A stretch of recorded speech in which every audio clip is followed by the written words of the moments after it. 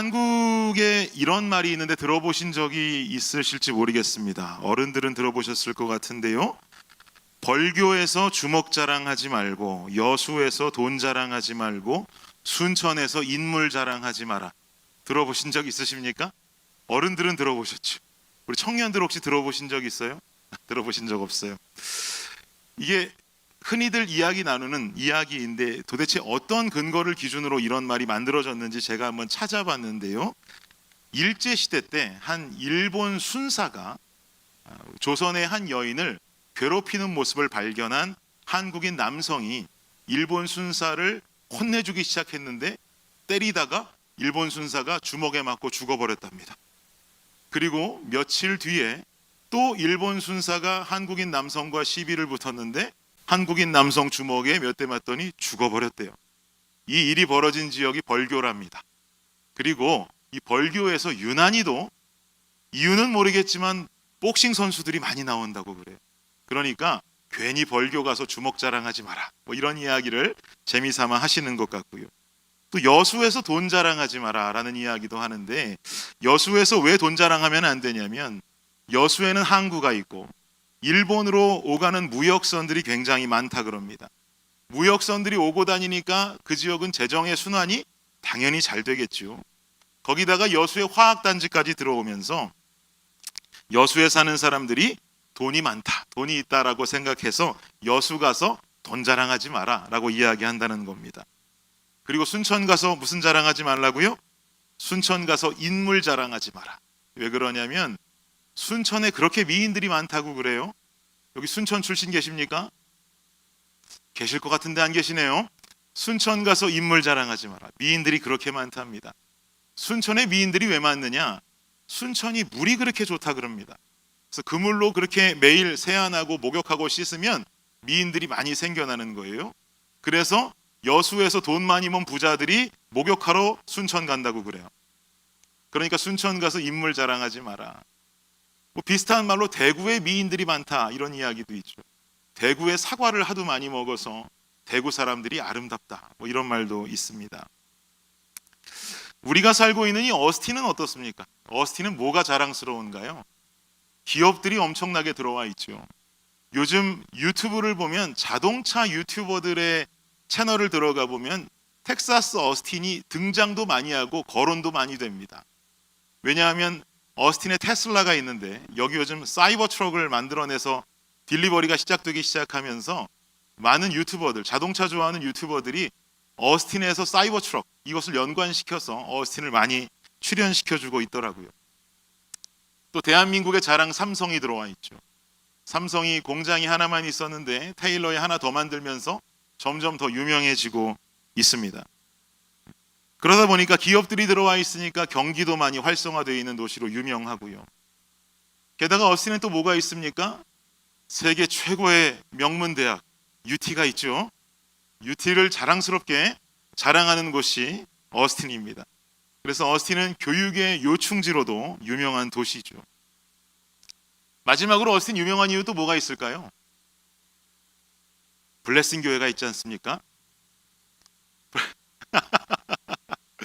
블레싱 교회가 있어. 십자가 사랑, 하나님 사랑, 이웃 사랑을 실천하는 공동체 블레싱 교회가 있어 어스틴은 자랑할 만합니다. 이처럼 세상 속에 있는 도시들은 다 저마다의 특징을 가지고 있죠. 우리가 살아가는 어스틴도 10년 전만 해도 참 자랑할 것 없고 한국에서 손님이 오면 더 당황스러웠어요. 데리고 갈 곳이 없어서. 이틀만 데리고 가면 갈 만한 곳 다 가고 보고 나니까 손님이 오는 게 부담스러웠는데 요새는 자랑할 것도 많고 모시고 갈 것도 좀 더 늘어난 것 같아서 보기가 참 좋습니다. 오늘 본문을 보면 성경 속에 아주 중요한 인물 한 사람이 등장하는데요. 그 사람의 이름은 아까 블레싱 퀴즈 때도 들으셨지만 바로 고넬료라고 하는 사람입니다. 고넬료가 어떤 사람인가? 오늘 본문 1절 한번 보십시오. 함께 읽겠습니다. 시작. 가이사랴에 고넬료라 하는 사람이 있으니 이달리아 부대라 하는 군대의 백부장이라. 이달리아는 이탈리아를 말하는 겁니다. 그러니까 즉 쉽게 말해서 고넬료는 로마 군대의 장교라는 소리예요. 백부장이라면 장교로서 직위도 굉장히 높은 군관입니다. 그런데 이 고넬료가 가지고 있는 한 가지 굉장히 특이한 이력은 뭐냐니까, 로마의 고위 관직에 올라와 있는 로마인 신분인 사람인데도 불구하고 그는 유대 사람들이 믿는 하나님을 믿었다라고 하는 사실이에요. 이게 참 신기한 이력이죠. 물론 아직까지 베드로를 만나기 이전까지 예수님까지는 믿지는 않는 것 같습니다. 그러나 유대인들이 믿는 유대교를 통해서 하나님을 듣게 되고 하나님을 경건하게 잘 섬기던 자가 바로 고넬료였었습니다. 그런데 우리가 지금 쉽게 읽고 지나칠 수 있는 이 본문 1절 말씀에서 아주 중요한 지명 하나를 우리가 좀 이해해야 되는데요.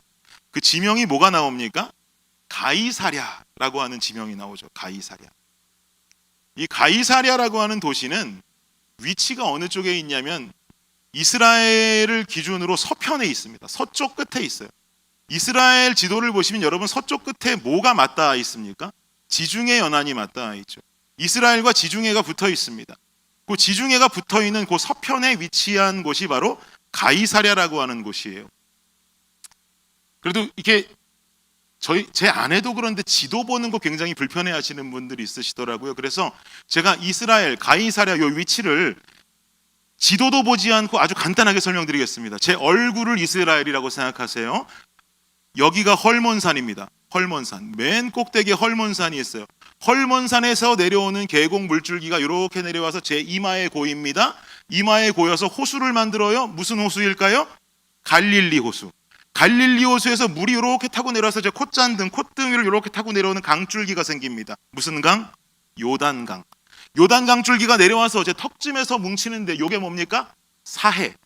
자, 그러면 헐몬산, 갈릴리 호수, 요단강, 사해, 이것을 중심으로 서쪽이 이스라엘이에요. 그러면 헐몬산, 갈릴리 호수 근처는 어떤 지방이라 그러냐? 갈릴리 지역이라 그럽니다. 예수님이 이쪽에서 살고 계셨던 거죠. 갈릴리 지역. 그 밑은 어느 지역이라 그러냐? 요쯤이겠죠? 사마리아. 사마리아 아래는 예루살렘이 있는 유대 지역입니다. 갈릴리, 사마리아, 유대. 근데 가이사랴는 어디 있어요? 맨 서편, 제 귀 정도. 여기가 가이사랴예요. 그리고 여기서부터는 지중해. 요 가이사랴에서 남쪽으로 30마일만 떨어져 내려오면 요쯤 오면 어디냐? 여기가 요빠예요. 요빠 기억하세요? 지난주 말씀. 베드로가 죽은 다비다를 살렸던 도시가 요빠예요. 지금 베드로는 어디 있느냐? 고넬료의 이야기라고 있지만 현재 베드로의 좌표는 요빠에 있습니다. 그리고 요빠보다 30마일 위에 있는 가이사랴라고 하는 지역에 있는 고넬료의 이야기가 지금 펼쳐지고 있는 거예요.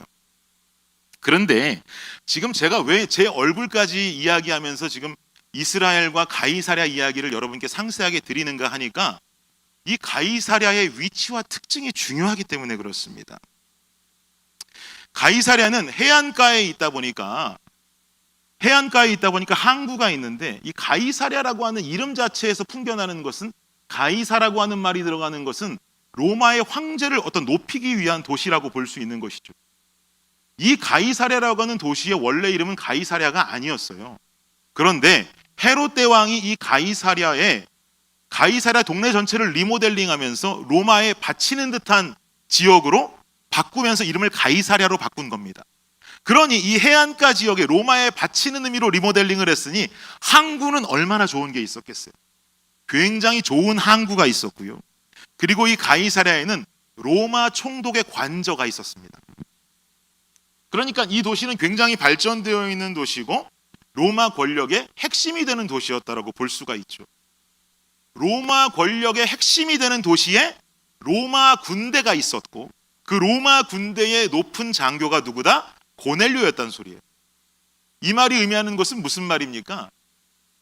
고넬료는 로마 군대의 장교인 것만으로도 아주 끝발 좋은 군관일진데 그것도 가이사랴, 로마 총독의 관저가 있는 이 땅에 있는 로마 군대의 백부장이라고 한다면 끝발 중에도 끝발이었단 소리예요. 이해가 되시죠? 그리고 이 가이사랴 지역은 너무 좋은 항구가 있어서 여기서 배만 타고 이쯤이 가이사랴라고 그랬죠. 가이사랴에서 배를 타고 지중해로 나가서 북쪽으로 올라가면 아시아가 나오고요. 서쪽으로 좀 더 올라가면 요쯤 가면 로마가 있고요.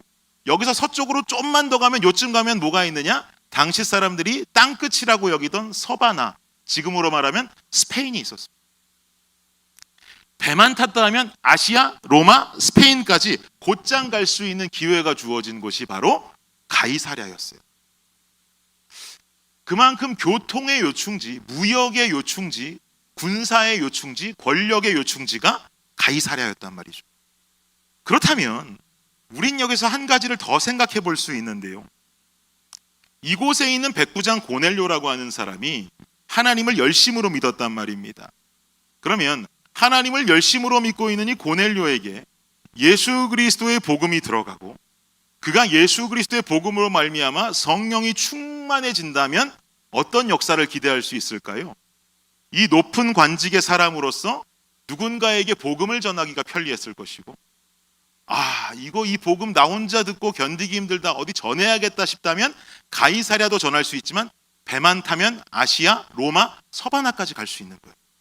고넬료 한 사람만 변화되면 수많은 로마의 민족들, 유럽의 민족들까지 구원할 수 있는 기가 막힌 통로가 되는 것이죠. 여러분, 지금 사도행전 흐름을 보시면 참 재미난 것이요. 사도행전 1장 8절에 보면 예수님께서 승천하시면서 뭐라고 하셨습니까? 오직 성령이 너희에게 임하시면 너희가 권능을 받고 예루살렘과 온 유대와 사마리아와 땅끝까지 이르러 내 증인이 되리라고 하시잖아요. 그 말씀 하시고 나서 사도행전 2장 넘어가니까 오순절날 성령께서 뜨겁게 강림하시더니 그때부터 초대교회가 만들어지죠. 이 초대교회의 사도들로부터 성령의 충만함을 얻은 사도들이 복음을 전하기 시작하면서 예루살렘 주변이 예수 그리스도의 복음으로 확산됩니다. 근데 예루살렘 근처는 유대 지역이거든요. 자연스럽게 예루살렘과 온 유대에 하나님의 복음이, 예수님의 복음이 전달되어지게 되는 거예요. 그러더니 갑자기 초대교회에 누가 죽었어요? 스데반 집사가 죽잖아요. 스데반 집사가 죽으면서 초대교회의 박해가 시작되고 초대교회 성도들이 디아스포라가 됩니다. 흩어져요. 흩어지면서 초대교회의 빌립 집사라고 하는 사람이 들어간 땅 혹시 기억하세요? 제가 큰 기쁨이 있더라라고 말씀드리면서 소개했던 지역인데 사마리아. 빌립 집사가 사마리아로 들어가잖아요. 사마리아로 들어가서 거기서 복음을 전하고 사람들을 고치고 하면서 그 사마리아가 기쁨에 거하는 복음으로 물들어지는 땅이 되고 맙니다. 1장 이후에 예루살렘, 온 유대, 사마리아까지 복음이 전해졌어요. 그럼 이제 어디 남았습니까? 땅끝이 남았잖아요. 예수님 명령 중에 예루살렘과 온 유대와 사마리아 그리고 땅끝까지 이르라고 했으니까 사마리아까지는 지금 프로젝트가 끝났단 말이에요. 이제 남은 프로젝트는 땅끝 프로젝트, 이거 하나만 남아있는 상태예요. 그리고 나서는 8장이 끝나고 9장으로 넘어가게 되는데 사도행전 9장에 들어가 보니까 난데없이 사울이라고 하는 사람이 예수쟁이 잡으러 다메섹으로 가는 도중에 예수님 만나더니 회심을 해버려요. 회심을 하고는 눈을 감았다가 눈을 못 보다가 아나니아를 통해서 다시 눈을 뜨고 그날부터 아라비아로 가서는 복음을 전하다가 한 3, 4년 있다가 다시 다메섹으로 돌아왔는데 다메섹으로 돌아오니까 유대 교도들이 또 이 변심한 바울을 보고 죽이겠다고 살해 위협을 하니까 바울이 갑자기 성벽에서 광주리를 타고 밧줄에 매달려서 탈출하잖아요. 탈출한 뒤에 바울이 어디로 갑니까? 예루살렘으로 갔어요. 예루살렘으로 가서 예수님의 제자들에게 나도 너희들의 친구다라고 말하니까 믿질 않아요. 그래서 바나바가 옆에서 도와줬다 그랬죠. 도와주어서 그 친구들을 다시 친구로 사귀었는데 문제는 뭐냐면 예루살렘에서 또 죽일라 그래요, 유대교도들이. 결국은 바울은 예루살렘에서도 도망가서 다소라고 하는 지역으로 가죠. 표정들이 다 어째 처음 들어보신 것 같은 표정들이 있어요. 제가 지금 몇 주 동안 설교를 이거 다 했는데요. 그렇게 다소로 가버렸어요. 그리고 지난주에 이 사도행전의 조명이 바울을 향해 있다가 어디로 넘어왔다 그랬습니까? 베드로에게 넘어왔잖아요. 베드로가 애니아라고 하는 여인을 살리고 그리고 요빠로 가더니 다비다라고 하는 여인을 살렸어요. 그렇게 9장이 끝났어요. 오늘 10장으로 넘어왔어요. 그러면 둘 중에 하나가 나와야 될 거 아닙니까? 바울이 나오든가 베드로가 나오든가. 근데 생판 보지도 못한 고넬료라는 사람이 10장에 떡하니 등장한 거예요. 그렇다면 이 10장으로 넘어와서 왜 도대체 고넬료가 나오는지, 고넬료는 어떤 의미이길래 갑자기 난데없이 10장에 등장했는지 우리는 궁금해져야만 하는 것이죠. 10장 전체는 고넬료와 베드로에 관한 이야기가 나오더니만 그 다음 11장으로 넘어가서는 어떤 이야기가 나오냐면 다소에 있던 바울이 안디옥으로 올라와서 안디옥에서 바나바랑 팀을 이루어서 본격적인 1차 전도 여행이 11장에서 시작됩니다. 진짜 사도행전 재밌어지는 거 11장부터 이제 시작되는 거예요. 그런데 갑자기 10장에서 고넬료가 등장했어요. 그러면 지금 이 10장에서 고넬료의 등장이 우리에게 주고 있는 메시지는 무엇인가? 실상 땅끝에 해당하는 이방인들을 향한 전도 여행의 시작점은 사도 바울이 안디옥으로 올라와서 바나바를 만나 시작하는 1차 전도 여행의 11장 이야기가 아니라 베드로를 통해서 복음을 듣고 성령 세례를 경험하는 고넬료의 이야기가 담긴 10장부터가 시작이라고 보아야 맞는 것입니다. 왜냐하면 고넬료가 변화되더니 이 복음이 전파되거든요. 하나님께서는 사도 바울의 이방 전도 여행을 시작하기에 앞서서 권력의 핵심이자 교통의 요충지에 있는 고넬료라는 사람이 복음을 받아들이게 함으로 말미암아서 바울이 복음을 전할 그 길을 고넬료로 인해 미리 열어두고 있는 모습을 볼 수 있는 거죠. 그러니까 어떻게 이해하시면 되냐면 예수님 이전에 세례 요한이 있었던 것과 똑같다고 생각하시면 돼요. 예수님 태어나시기 몇 개월 전에 요한이 먼저 태어났고 예수님이 하실 사역 그 전에 요한이 먼저 준비하잖아요. 그것처럼 11장에서 사도 바울과 바나바가 요이 땅하고 떠나기 전에 먼저 고넬료가 그 길을 열고 있는 거예요. 어떤 것이 증거가 되냐면 이 사도행전 말씀을 쭉 보다 보면 실제로 사도 바울은 로마에 가는 시간이 사도행전 후반부에 가게 됩니다. 로마라는 땅에 처음 가는 곳이. 그리고 로마라는 땅에 가는 것도 바울은 죄수 신분으로 가요.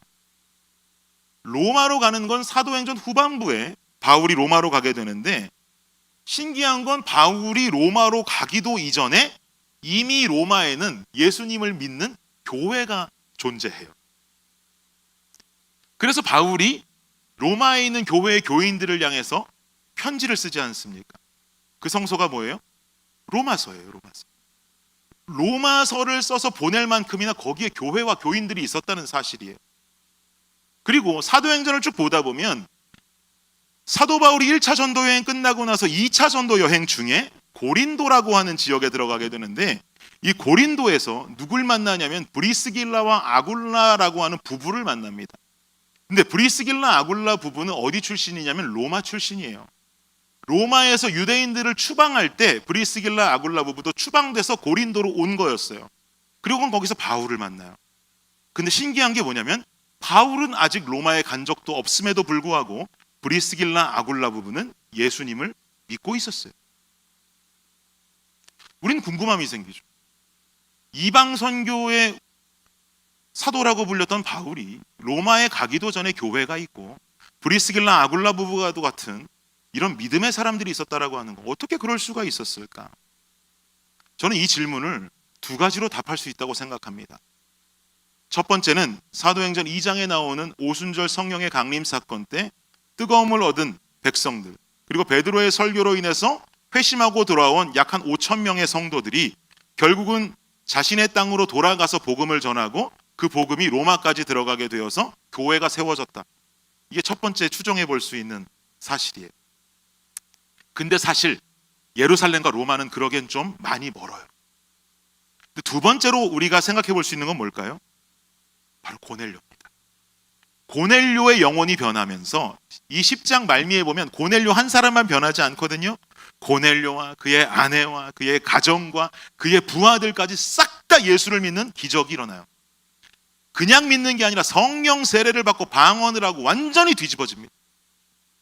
우리가 추정할 수 있는 것은 로마인 신분의 고넬료, 고위 관직의 고넬료, 그만큼 자유로웠던 그 식구들을 통해서 로마까지 복음이 들어가지 않았겠는가, 그리고 그들을 통해서 교회가 세워지지 않았겠는가, 우리는 그렇게 생각해 볼 수 있는 것이죠. 이렇게 생각해 보면 고넬료라고 하는 사람은 사도행전 10장에 잠깐 나왔다 들어가는 그저 단역 같은 성경 속의 인물이 아니라 고넬료는 이방 선교의 문을 여는 굉장히 대단한 성경 속의 인물이라고 우리는 볼 수 있는 것입니다. 그렇다면 하나님께서는 왜 하필 많고 많은 사람들 중에 고넬료라고 하는 사람을 들어서 사용하셨을까? 바로 고넬료는요, 경건한 자였기 때문입니다. 우리 2절과 3절 말씀 함께 한번 읽어보겠습니다. 2절 3절 시작. 그가 경건하여 온 집안과 더불어 하나님을 경외하며 백성을 많이 구제하고 하나님께 항상 기도하더니 하루는 제9시쯤 되어 환상 중에 밝히 봄에 하나님의 사자가 들어와 이르되 고넬료야 하니.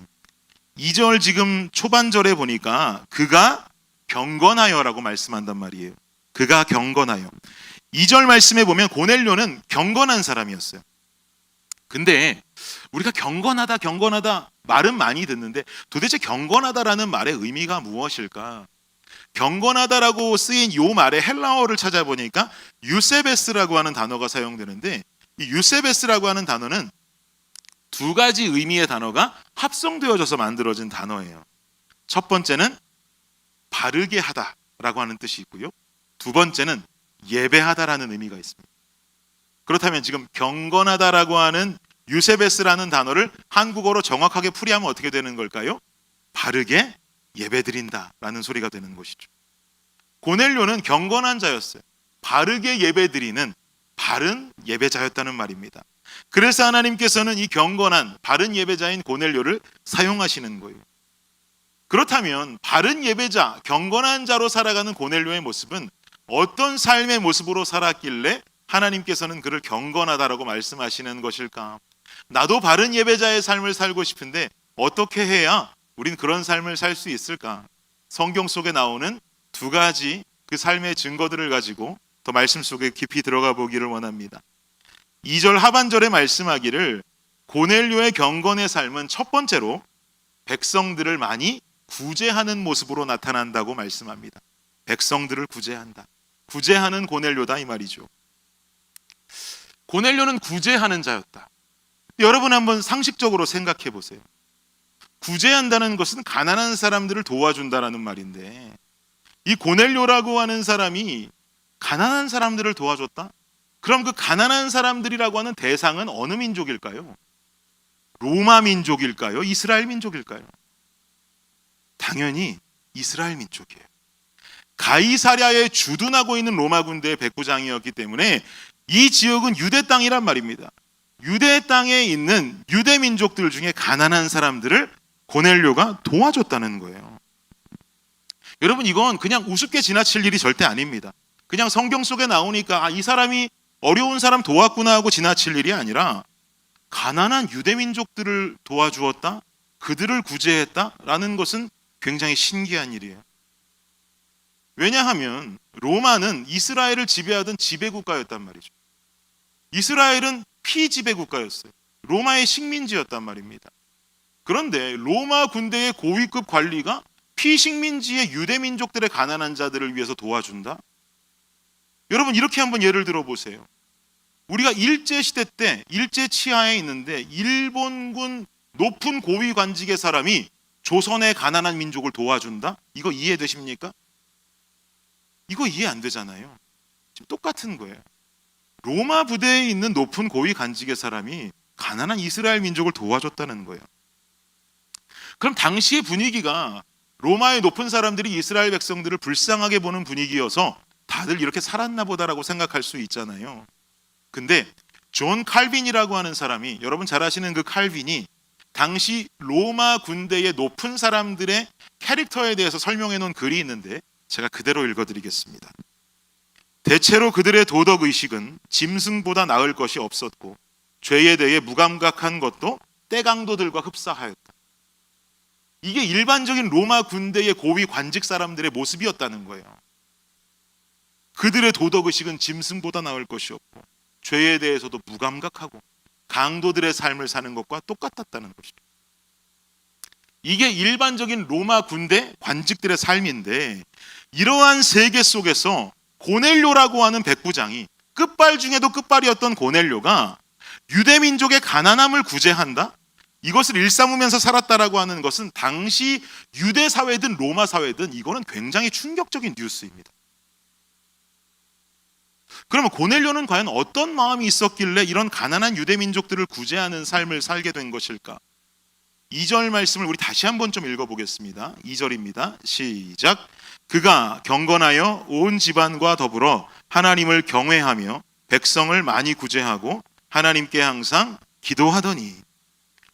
고넬료가 유대 민족들을 구제하는 마음의 전제는 뭐라고 합니까? 하나님을 경외했다. 하나님을 경외했다. 하나님이라는 존재 자체를 두려워했다라는 말씀이죠. 여러분, 누군가를 구제한다라고 하는 것은요, 구제 사역이라고 하는 것은 예수님 믿지 않고도 충분히 할 수 있습니다. 어려운 사람 도와주고, 재정적으로 도와주고, 쉽게 지나다 만나는 홈리스들에게 먹을 것을 나눠주고, 우리가 뉴스만 봐도 평생을 살면서 어렵게 모은 돈을 교육단체, 대학에 기부하는 분들도 만나게 되고, 이런 일들 예수님 없어도 할 수 있어요. 믿는 자들만 하는 삶 아닙니다. 어쩔 땐 믿지 않는 사람들이 믿는 사람들보다 더 많이 구제할 때도 있단 말이에요. 그런데 성경에서 나타나는 구제의 사역은 여기서가 끝이 아니라 한 가지 더 발전되는 부분이 보여집니다. 그것이 뭐냐면 바로 마음의 구제예요. 마음의 구제. 예를 들면 사도행전 6장에 나왔던 헬라파, 히브리파 과부들을 향한 구제 사역이 있었는데, 이때 자꾸 헬라파 과부들이 구제 사역에서 제외되면서 헬라파 유대인들이 불만을 갖게 되죠. 그리고 이렇게 헬라파 유대인들이 불만을 갖게 되니까 당시 초대교회의 사도들이 이것을 간파하고는 그 다음에 조치를 어떻게 취합니까? 당신들 도대체 못 받은 음식이 며칠치나 됩니까? 그거에 2배를 주겠소. 당신들이 뭐가 모자랍니까? 그 금액을 우리가 채워주겠소. 이렇게 조치하지 않았습니다. 헬라파 과부들이 구제사역에 동참치 못하고 헬라파 유대인들이 불만을 토로하기 시작하니까 사도들은 어떤 결정을 내리냐면 난데없이 집사 7명을 선출하죠. 7명의 집사를 선출하고는 그들에게 돌봄과 양육을 맡깁니다. 그런데 이 7명으로 선출된 집사들의 신분이 뭐라 그랬습니까? 죄다 7명 전원 헬라파 유대인들이었어요. 이 말인즉슨 헬라파 유대인들의 마음이 이미 상했고 마음이 닫혀 있는데 그들에게 받지 못한 물질과 재정으로 채워주려고 하는 것이 아니라 7명의 집사를 선출하면서 그들을 모두 헬라파 유대인들로 선출하면서 마음이 닫히고 시험들은 그 헬라파 유대인들의 마음을 치유하고 나눠주게 하고 싶었던 것이죠. 그 마음을 구제하고 싶었던 거예요. 이게 바로 성경에 나오는 구제의 2번째 단계입니다. 우리가 물질로 구제할 수 있죠. 그러나 그 뒷면에는 마음의 구제, 그 마음을 치유하는 구제의 모습이 나와야 되는 거예요. 지난주 말씀도 한번 여러분 기억해 보세요. 다비다라고 하는 여인이 나왔습니다. 다비다라고 하는 여인이 요바에 있는 여인들을 위해서, 과부들을 위해서 옷을 만들어줬는데 2가지를 만들어줬어요. 하나는 뭡니까? 겉옷, 또 하나는 속옷. 2가지 다 만들어 주었어요. 그냥 이 사람에게 내가 가서 가난한 삶을 도와주기 위해서라면 겉옷 하나 멋들어지게 만들어줘도 된다 그랬잖아요. 근데 왜 속옷까지 만들어 주었을까요? 겉으로도 힘들어져 있고 피폐하고 무너져 있는 그 삶 속에 사실 보이지는 않지만 마음은 더 무너져 있는, 마음은 더 큰 상처로 무너져 있고 힘들어하고 있는 그들의 그 속마음까지 달래주고 싶은 마음에 겉옷만이 아닌 속옷까지 지어서 다비다는 그들을 섬겨주었다는 사실이에요. 성경에서 나오는 구제는 겉으로만 하고 끝나는 게 아니라 그 심령의 마음밭이, 무너지고 있는 그 마음밭이, 완전히 바닥까지 떨어지고 있는 그 마음밭이 하나님의 나라로 변화되는 것까지, 여기가 바로 진정한 성경이 말하는 구제 사역이라는 말입니다. 이 마음의 구제가 일어나야 된다는 거예요. 예수 믿지 않는 사람들이 할 수 있는 표면적인 구제 사역이 아닌 깊이 있는 마음이 변하는 구제 사역이 필요하단 말입니다. 그럼 여러분, 우리는 그렇게 속마음까지 구제할 수 있는, 슬플 때 같이 슬프고 눈물 흘릴 때 같이 울어주고 같이 기뻐해 줄 수 있는 이 구제 사역, 마음의 구제 사역을 어떻게 감당할 수 있는 것일까요? 그러기 위해서 중요한 것은 먼저 하나님과 나의 관계가 우선입니다. 우리가 십자가를 봐도 하나님 사랑이 더 길잖아요. 그래야 이웃 사랑이 그거보다 짧잖아요. 우리가 먼저 깊이 있게 다가가야 되는 것은 주변을 향한 마음의 구제를 하기 위해선 하나님 사랑이 올바르게 굳건히 서야 되는 것입니다. 하나님을 사랑하고 하나님의 은혜가 있지 않은 상태에서 이웃을 구제하고 그의 마음을 구제하겠다? 이건 불가능할 뿐더러 해서도 안 될 일입니다. 지쳐버리거든요. 내 마음이 이미 허망하고 허무하고 이미 바닥을 치고 있는데 누군가를 도울 수 있는 마음, 진심에서 우러나기가 쉽지 않은 거예요. 그러니까 우리의 마음속을 무엇으로 채워야 되느냐? 첫 번째, 하나님의 관계가 깊어져야 됩니다. 이런 경험 해보셨을지 모르겠어요. 교회 공동체 안에서 은혜가 충만하고 예배를 통해서 성령의 충만함을 경험하고 하나님 곁에서 친밀한 삶을 살아갈 때 자꾸 주변에 힘든 사람들이 눈에 보이게 되고, 그리고 어려운 사람들이 눈에 들어오게 되고, 기도하려고 무릎만 꿇으면 그렇게 내 기도는 안 나오고 남의 기도가 나오고, 이런 경험들 해보셨을 거라고 생각해요. 이게 왜 그럴까요? 하나님의 사랑과 하나님의 은혜가 깊이 있게 내 삶 속에 세워지면 우리는 그 다음에 자연스럽게 눈이 이웃에게로 돌아갈 수밖에 없는 거예요. 내 안에 뜨겁고 충만한 은혜를 공동체 안에서 경험하고 나면 이 기도의 소리가 나만 향하는 것이 아니라 어느 누군가를 향한 기도 소리로 변하게 되는 것입니다. 내가 하나님과의 친밀하고 하나님을 향한 관계와 사랑이 긴밀할 때는 바로 중보하고 구제할 준비가 완료된 상태가 되는 거예요. 그때는 누구를 도와도 기쁘고, 그때는 남을 위해서 기도해도 기쁘고, 그의 어려운 이야기를 들으면 측은한 마음이 들고 긍휼의 마음이 생기는데, 나와 하나님의 관계에 은혜의 벽이 없고 사랑의 기둥이 없으면 누구를 도와도 기쁘질 않고, 나도 힘들어 죽겠는데 누구를 생각하고, 남의 어려운 이야기를 들으면 막 내가 에너지가 소모되고 감정이 소모되는 기분만 든단 말이에요. 함께 듣고 있으면 나조차 우울해지는 것만 같고. 왜 그렇습니까? 내 마음밭이 넓지 않아서가 아닙니다. 하나님과의 관계가 깊지 못해서 그런 거예요. 주님과의 관계를 기둥 있게 깊이 있게 세웠을 때 우리는 그 다음 주변을 바라볼 수 있는 마음의 밭이 가꾸어질 수 있다는 이야기입니다. 고넬료도 마찬가지였어요. 10장 22절을 보면 고넬료의 부하들이 베드로를 초청하러 요바로 갔을 때 고넬료에 대해서 베드로에게 어떻게 소개하냐면 고넬료는 의인이다라고 말합니다. 고넬료는 의인이다. 고넬료가 의인이라고 말할 정도로 고넬료의 마음밭이 이미 가꾸어진 상태라는 것이죠. 그리고 경건한 자였다니까요. 그러니 겉으로 표면적으로만 구제하는 것이 아니라 하나님과 친밀한 관계 속에 있는 이 의인은 이스라엘 백성들, 가난한 그들에게 다가가서 마음의 구제와 진정 어린 구제를 이루었던 경건한 자였다라는 것을 우리는 알 수 있는 것이죠. 우리 블레싱 공동체가 그렇게 되기를 원합니다. 이 공동체 안에서 큰 은혜를 경험할 수 있기를 원합니다.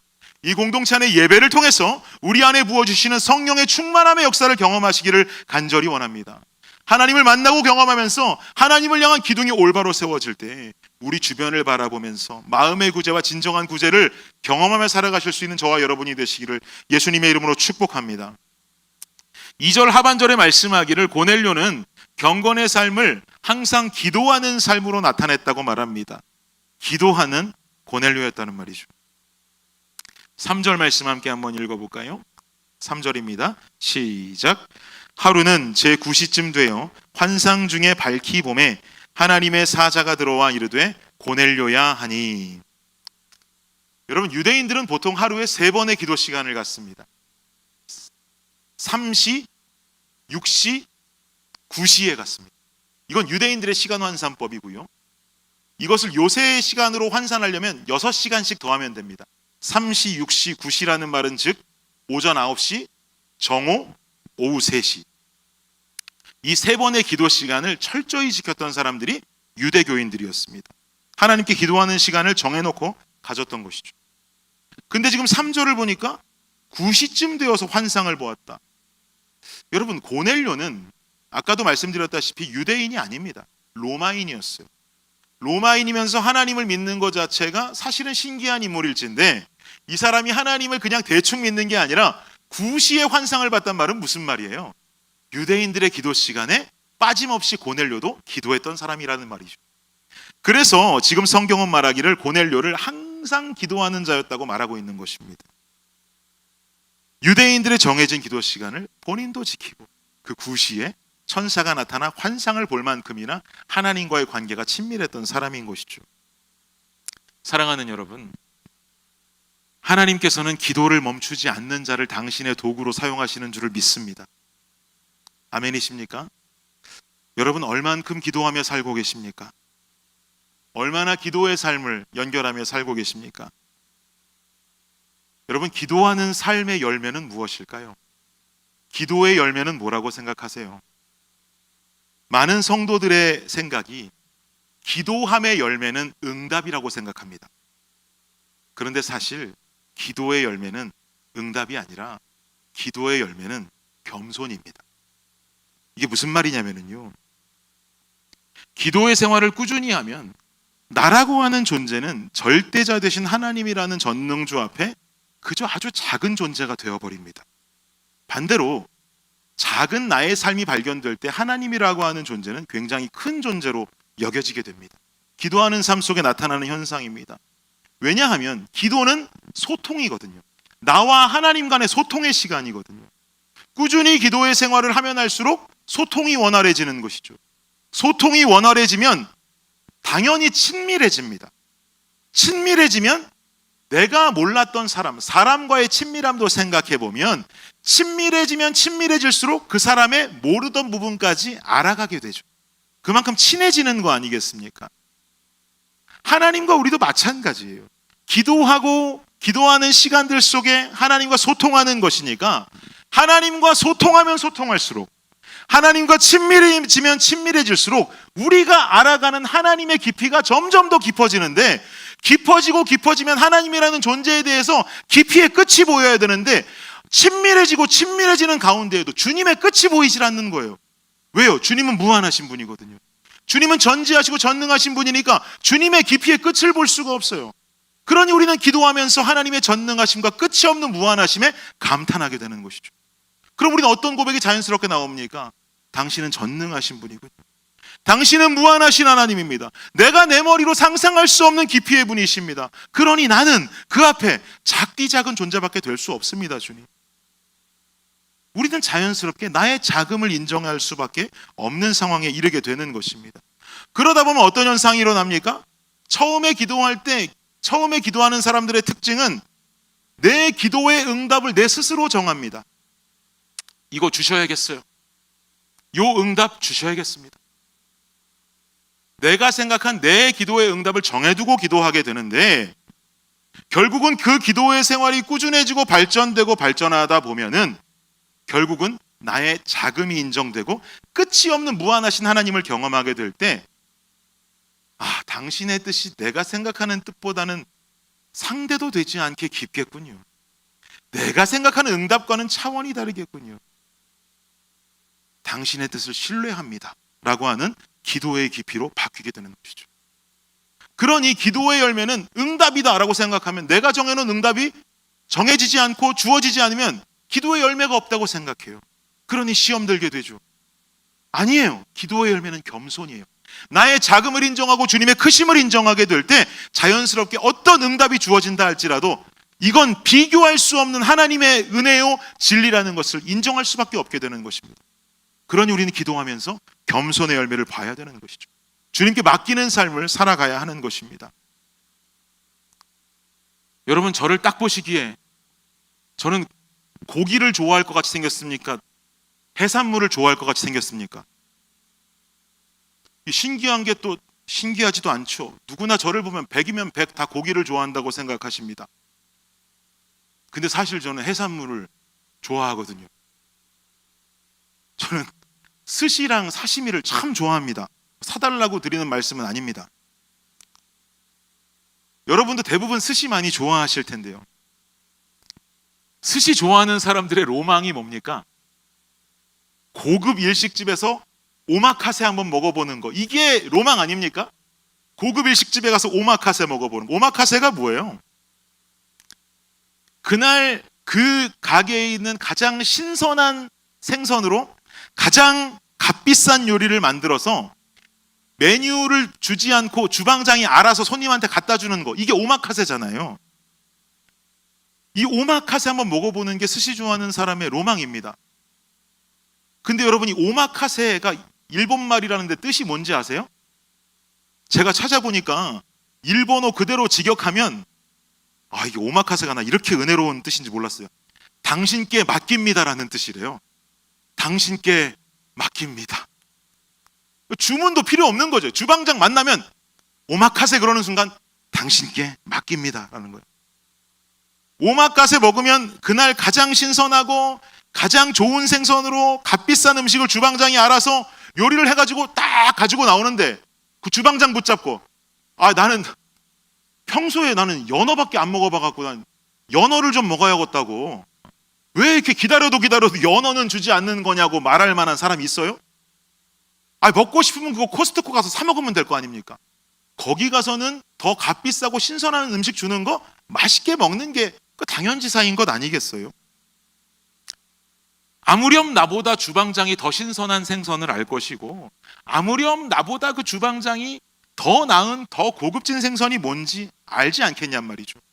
그러니 내가 그 앞에서 아는 척할 필요가 없어요. 더 좋은 거 주고 있는데 거기서 연어 달라고 앉아있고 그럴 필요가 없단 말입니다. 그냥 오마카세 하는 거예요. 당신께 맡긴다고. 기다릴 테니 좋은 거 달란 소리죠. 제가 무슨 말이 하고 싶은 걸까요, 여러분? 이런 기도를 해야 돼요. 우리 기도가 연어 2피스, 참치 2피스, 방어 2피스, 고작 해봤자 20불짜리 스시 콤보 기도가 돼서는 안 된다는 거예요. 이제 그런 기도에서 벗어나야 된다는 말이죠. 꾸준한 기도로 말미암아 우리의 기도는 오마카세의 기도가 돼야 되는 거예요. 요거 주세요, 요거 주세요, 요거 주세요. 안 주셨어요? 응답이 없네, 땡! 하는 게 아니라, 우리의 기도는 할렐루야, 전능하신 하나님, 길게도 할 필요 없어. 오마카세, 주님 오마카세, 주시는 대로 받겠습니다. 하나님, 내가 지금 기도 제목이 이게 있고 이게 있고 이게 있는데 지금 너무나 힘든 상황 속에 있는데 이거 주셔야겠습니다가 아니라, 주님 뜻이라면 오마카세, 당신 뜻이라면 그대로 받겠습니다라고 하는 하나님의 전능하심을 인정할 수 있는 기도의 모습이 되어야줘야 한다는 것이죠. 이것이 바로 겸손의 자세이고 순종의 자세가 되는 것입니다. 고넬료도 마찬가지입니다, 여러분. 유대인들의 기도 시간과 동일하게 빼놓지 않고 기도하는 중에 하나님께서 고넬료를 찾아와서 말씀하세요. 5절 볼까요? 시작. 내가 지금 사람들을 요바에 보내어 베드로라 하는 시몬을 청하라. 무슨 말이에요?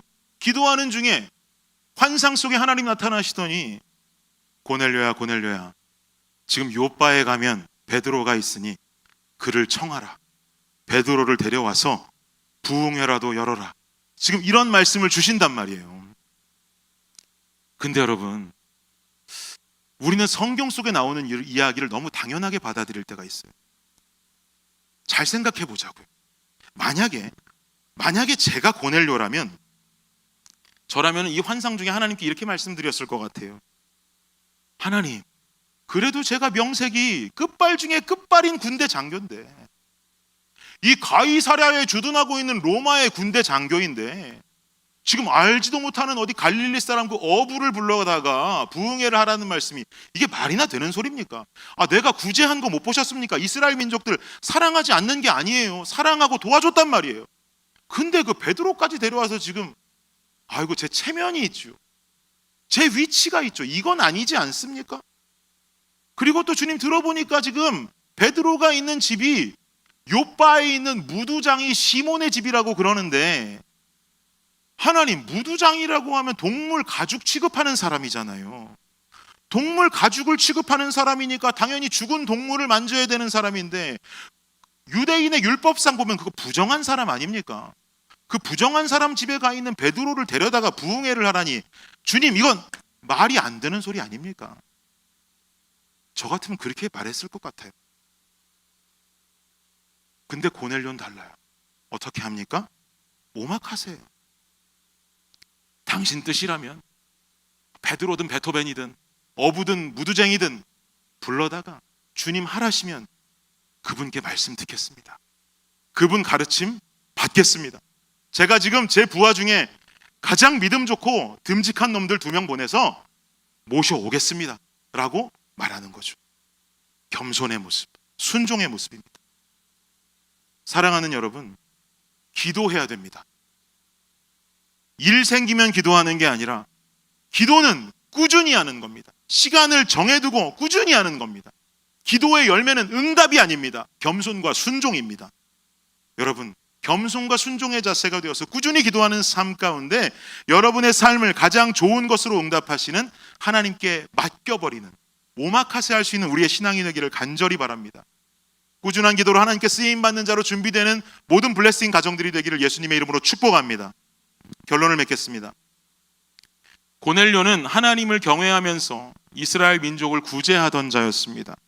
그리고 이스라엘 민족이 아님에도 하나님을 믿으면서 항상 기도하는 삶을 살았고 겸손의 열매를 가진 자였습니다.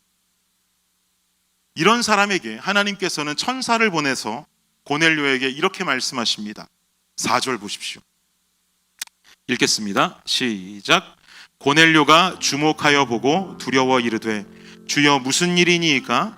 천사가 이르되 내 기도와 구제가 하나님 앞에 상달되어 기억하신 바가 되었으니.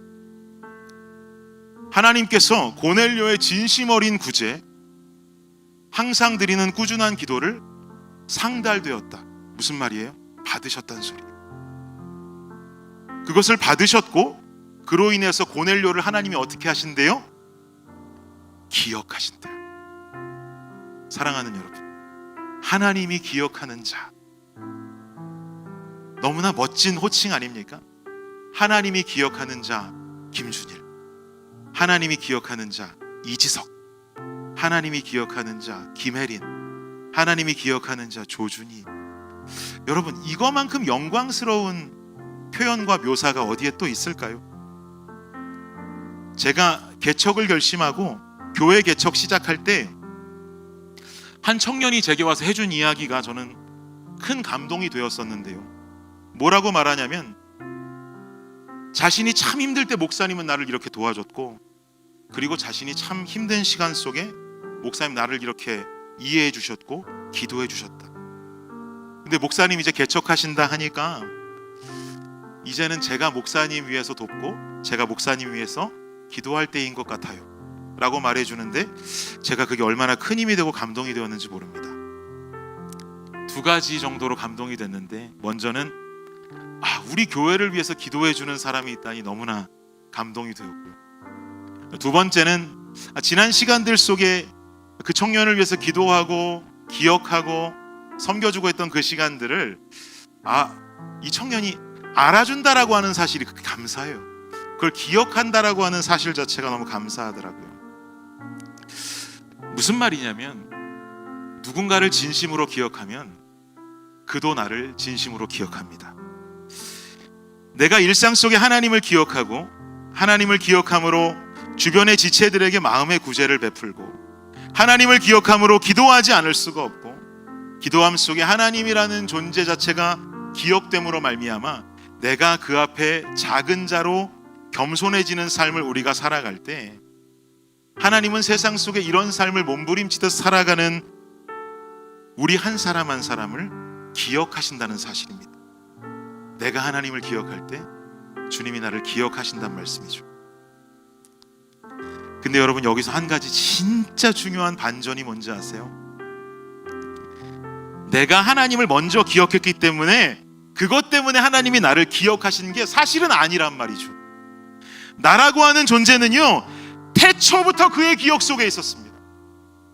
나라고 하는 존재는 태초부터 그의 계획 속에 있었고 기억 속에 있었고, 그의 바램대로 죄 없는 인생을 살아갔다면 너무나 좋겠지만 너무나 죄 많고 더러운 인생을 살았음에도 불구하고 그의 기억 속에 잊혀지지를 않아서 사랑하는 독생자들을 이 땅에 보내셔서 십자가에 못 박혀 피 흘려 죽게 하심으로 말미암아 끝내 살려낸 인생이 나라는 말이에요. 내가 기억해서 주님이 나를 기억하는 게 아니라, 성경을 보고 복음을 보았더니 알 수 있는 건, 주님 도대체 언제부터 나를 기억하신 겁니까? 언제부터 나를 사랑하신 겁니까? 태초부터, 내가 이 세상에 있기도 전부터 나를 창조하시고 나를 구속하시고 끝내 오늘까지 지키고 계시는, 기억하시는 그 하나님의 은혜, 여러분, 이 은혜와 이 기억과 이 감사에 탄복하기 때문에 우리가 주님을 기억할 수 있는 거 아닐까요? 여러분, 그 은혜와 그 사랑이 없는데 주님을 뭐하러 기억합니까? 그 사랑과 그 기억이 있기에 우리는 주님을 기억할 수밖에 없어요. 그러니까 주님은 우리가 그 감사함으로 기억해드리는 것인데, 그 모습을 보시고 또다시 탄복하세요. 나를 기억해주는 너를 내가 기억하기 원해. 너를 사용하기 원한다. 너라는 영혼을 내가 들어쓰기 원한다. 주님께서 우리에게 다가오시는 것입니다. 사랑하는 여러분, 내가 주님 기억한다고 주님 나 기억한다는 이런 1차원적인 신앙에서 벗어나서 도대체가 상상조차 할 수 없는 때부터 나를 기억하신 주님, 그리고 그러기에 나도 주님 기억할 수밖에 없고, 그리고 그 모습에 주님이 나를 기억할 수밖에 없는 이 인생을 살아보시지 않겠습니까? 세상은 점점 더 어두워진다고 합니다. 하나님께서는 어두워져가는 이 땅을 위해서 일할 일꾼을 찾고 계십니다. 고넬료와 같이 하나님께서 찾으시는 바로 그 사람, 하나님이 기억하는 자 김준일, 하나님이 기억하는 사람 여러분 각자, 하나님이 기억하시는 교회 블레싱 교회가 되기를 예수님의 이름으로 축복합니다. 이 시간 우리 함께 찬양하며 결단하도록 하겠습니다. 이 세상을 살아가는 동안에 나의 힘을 의지할 수 없으니 기도하고 낙심하지 말 것은 주께서 참 소망이 되심이라. 우리 한 번 더 고백할까요? 이 세상을 살아가는 동안에 나의 힘을 의지할 수 없으니 기도하고 낙심하지 말 것은 주께서 참 소망이 되심이라. 하나님의 꿈이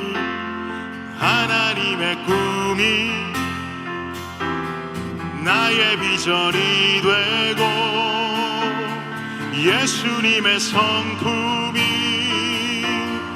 나의 인격이 되고 성령님의 권능이 나의 능력이 되길 원하고 바라고 기도합니다. 주의 길을 살아가는 동안에 세상의 것 의지할 수 없으니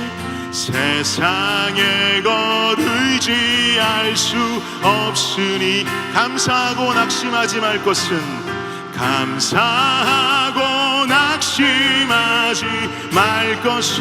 주께서 참 기쁨이 되심이라. 하나님의 꿈이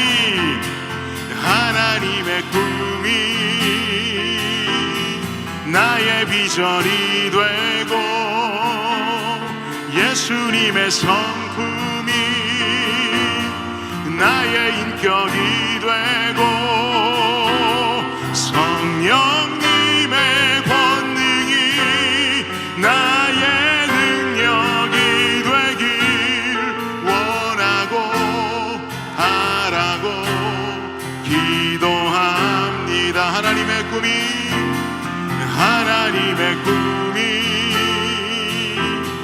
나의 비전이 되고 예수님의 성품이 나의 인격이 되고 성령님의 권능이 나의 능력이 되길 원하고 바라고 기도. 우리 한 번 더. 하나님의 꿈이 나의 비전이 되고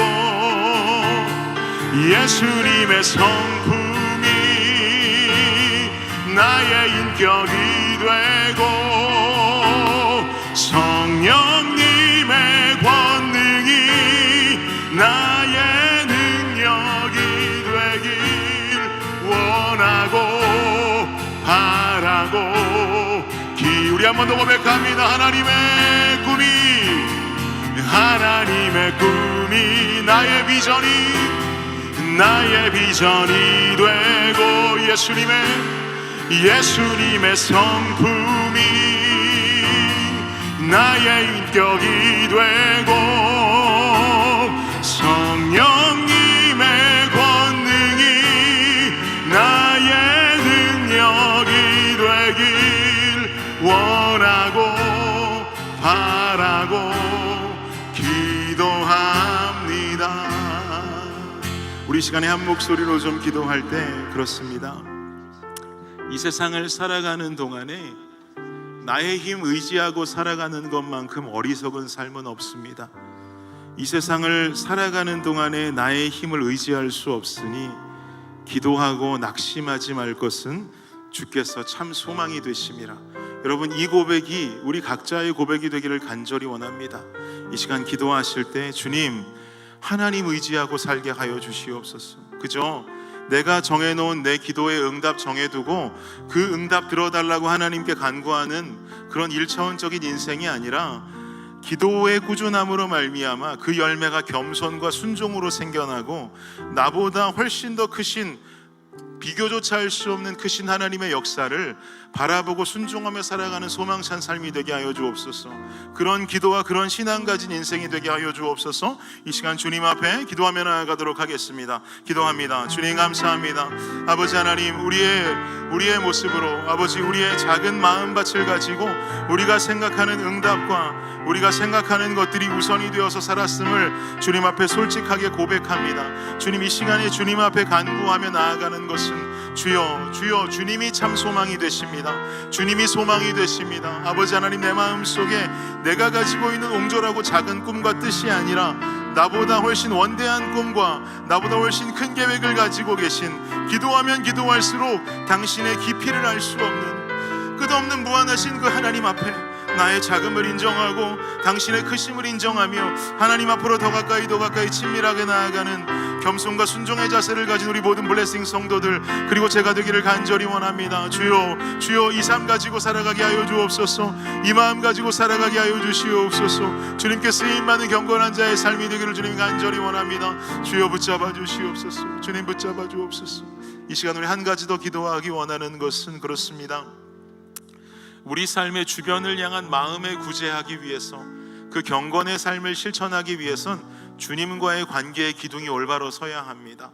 주님과의 관계의 기둥이 세워지지 않은 상태에서 그저 구제가 우리의 의무라고 생각하고 구제할 때는 그 마음속에 기쁨이 없어요. 이 시간 기도하실 때 하나님, 나를 깊이 만나 주시고 하나님 안에서 누리는 그 은혜의 깊이가 충만케 하여 주시고, 이 블레싱 교회의 예배가 주님 은혜 없이는 말할 수 없는 예배가 되어서 우리가 은혜로 충만하고 성령으로 충만케 되어져서 우리가 주변을 돌아보고 성도를 섬기고 주변에 믿지 않는 지체들을 섬기게 될 때 하나님, 우리 안에 감정의 소모와 에너지의 소모가 존재하는 것이 아니라 기쁨과 에너지가 넘쳐오는 우리의 삶이 되게 하여 주옵소서. 이 시간에 주님 앞에 기도하며 결단하며 나아가겠습니다. 기도합니다. 주님 감사합니다. 아버지 하나님, 우리가 주님과의 수직적인 기둥이 올바로 서 있게 하여 주옵소서. 깊으면 깊은 대로 더 친밀하게, 더 가까이 주님과의 소통이 이루어질 수 있는 아버지 우리 모두의 삶이 되게 하여 주옵소서. 주님과의 소통이 없이, 아버지와의 인격적인 만남이 없이 아버지 하나님, 누군가를 섬기는 일은 지칠 뿐입니다. 에너지가 소모되고 감정이 소모될 뿐입니다. 그러나 주님, 우리 안에 이 모든 것이 기쁨으로 다가오고 우리 우리 안에 이 모든 것이 은혜로 다가오기 위해서는 하나님 우리 성도들 한 사람 한 사람의 삶이 주님을 향해 있어야 할 줄을 믿습니다. 주님을 향해 있어야 할 줄을 믿습니다. 그 깊이가, 아버지와의 소통의 그 깊이가 더 깊이 더 깊은 곳으로 나아가는 우리 블레싱 성도들의 삶이 될 수 있도록 아버지 역사하여 주시옵소서. 주님 역사하여 주시옵소서. 아버지 곁으로 더 가까이 더 친밀하게 나아가는 우리가 될 수 있도록 주여 함께 하여 주옵소서. 주여 함께 하여 주시옵소서. 주님 역사하여 주시옵소서. 주님 주께 가까이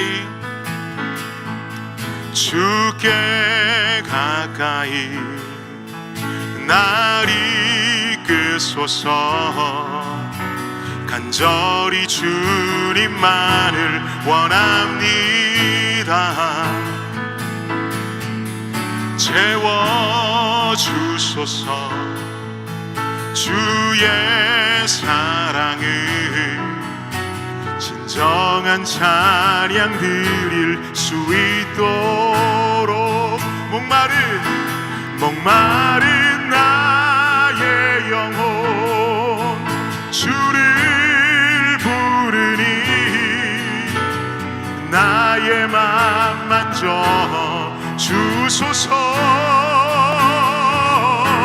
주님만을 원합니다. 더 원합니다.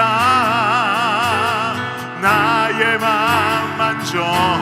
우리 자리에서 일어나셔서 목마른 나의 영혼, 목마른 나의 영혼 주를 부르니 나의 맘 만져 주소서. 주님만을 원합니다. 더 원합니다. 나의 맘 만져 주소. 목마른 나의 영혼, 목마른 나의 영혼 주를 부르니 나의 맘 만져 주소서. 주님만을 원합니다. 더 원합니다. 나의 맘 만져 주소서.